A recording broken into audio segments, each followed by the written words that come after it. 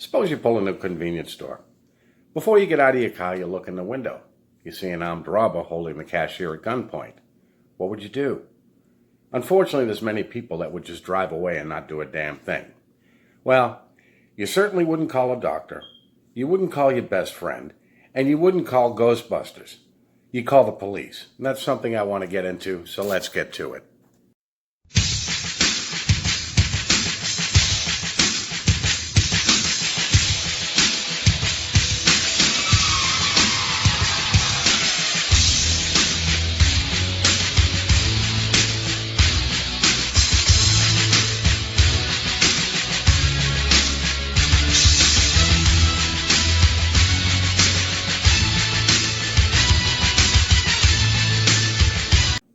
How you doing, guys? Some years back, I used to work in marine construction. Now, we were just a small operation. There were primarily just the two of us. The problem was the guy I worked for was a very abusive, arrogant son of a bitch. Vinny was not known to take shit off of people, so many times we clashed. When we got along well. When we didn't, we fought. More often than not, it was just verbal, but sometimes it would escalate into physical. Our fights on the job site were legendary. As a matter of fact, there were times when we would have a pump going, so we would talk louder and louder and louder. And if he couldn't hear me, I would always flip him the Uncle Charlie. Well, there was one day we were so loud and yelling so much. And the funny thing was, it didn't stop the work because we were working while we were fighting. This one customer had come out of the house holding a video camera. And he's holding it up and he says, "Hey, can you go back to the time when you gave him the finger?" Well, one day he pissed me off and he says, "I'm going to the store and get a coffee." He says, "No, I need to get off the job site. I'm going." And he says, "Well, grab me a coffee, would you?" "Yeah, sure.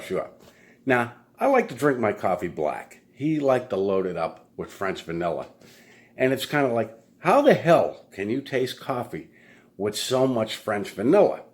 You can't. Well, went and got the coffee. On the way back to the site, I'm thinking, he pissed me off real bad that day, so I put his coffee down, and I added my own ingredients to it. I picked the coffee up, proceeded to walk down to the job site, and hand him his coffee. I felt guilty about it just before he started drinking the coffee. He says, "Hold it, dude, don't drink the coffee." And he's like, "Why?" I says, "Because I pissed in it." And he's like, "Oh, and I stuck my dick in your Coke yesterday, cool?" I did try to warn him. Well, I eventually left that job after quite a few years and lost touch with him. I'd run into him here and there. And a couple of years ago, I was at my present job where I'm at now, and one of our old customers came in. And we're talking back and forth, and he says, "Hey, did you hear Scotty died?" I was kind of shocked. I'm like, "No, I didn't. Are you sure about that?" And he says, "I can't be 100%, but this is what I'm hearing." Well, I went home see if I could dig something up. So I'm looking it up, and yes, he did pass away. I found his obituary. I also found something else, that about a year prior to that, he had been arrested on charges of child molestation. The article kind of took me off guard. This was the last guy in the world I would have ever suspected of that. Well, I read it up, and I read the article. But to summarize the article, what had happened was a couple, friends of his, was watching his 4-year-old daughter for a few hours. And while they're talking to her, the little girl said to them, "Do you want to touch me when my daddy touches me?" Now, it kind of threw the couple off guard, and they didn't quite know what to say. So they're talking to her a little bit more, and they weren't quite sure if it was actually innocent or if there was something shady going on, but they didn't take it upon themselves to decide. They called the police and let the police handle it. Well, the police did investigate it, and they actually found what they deemed inappropriate photographs of his daughter on his phone. So was he guilty?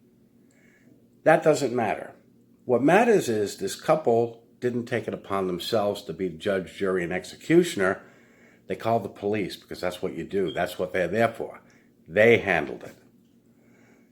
The unfortunate thing, what would have happened had this couple called an attorney? What should we do? The attorneys would have said to them, "There's nothing I can do. That's a police matter."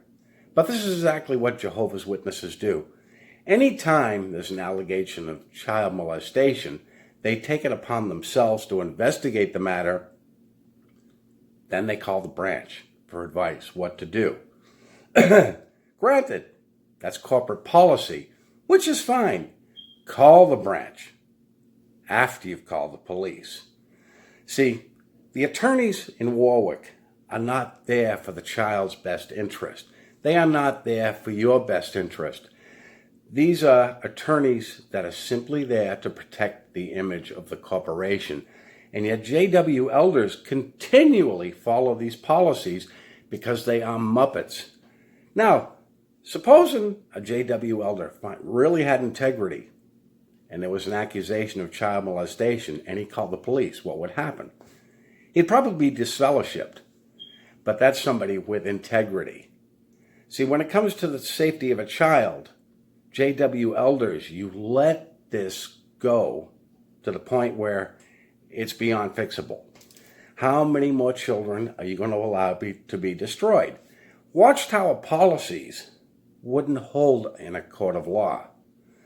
I mean, as far as the two-witness rule, the little known fact that most people don't know is that second witness has to be a JW in good standing. That also wouldn't hold in a court of law. Consider one thing, a doctor could also be that second witness. But this is why the attorneys at Watchtower pretty much tell you to sit on it, do nothing, because after a amount of time, even a doctor couldn't find any sign of any type of rape. This is something in the Shepherding of the Flock of God book.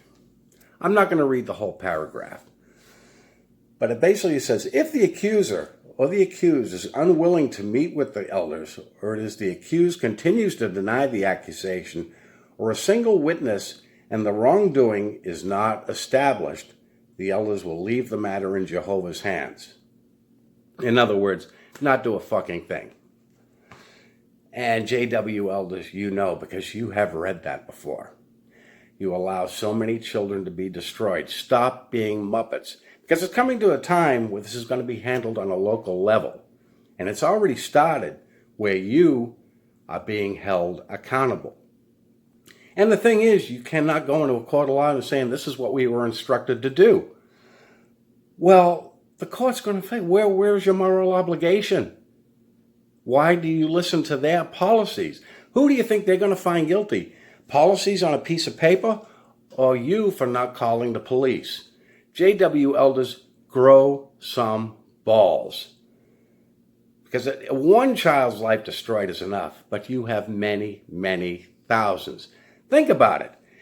If you're pulled into a court of law and you're arrested for following Watchtower's policies, do you really think that the branch is going to send their attorneys to protect your ass? No, you are on your own. But it's getting to the point now that if you're allowing one more child to have his life destroyed, you're not worth shit, and the best part of you ran down the crack of your mother's ass.